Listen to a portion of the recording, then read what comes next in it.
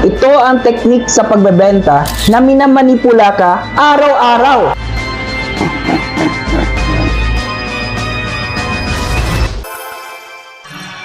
Hey! Ako si Mark Berry, ang iyong business chismis buddy, kung saan pag-uusapan natin ang mga chismis na kapupulutan ng araw tungkol sa business. Imagine na meron kang Coke machine sa iyong sari-sari store. Assuming na nakakabenta ka ng 100 bote sa isang araw. Ngayon, pag nagdagdag tayo ng Pepsi machine sa tabi nito, ilang bote ang sa palagay mo na mabebenta ng bawat machine araw-araw? Maaaring sabihin mo na 50-50 o 60-40. Well, hindi. Chances ay 200 na bote bawat isang machine. Pero bakit? Dahil pag may isang machine, ang tanong na sinasabi mo sa sarili mo ay, bibili ba ako ng Coke o hindi? Pero kung merong dalawang machines, ang tanong ay magiging, gusto ko ba ng Coke or Pepsi?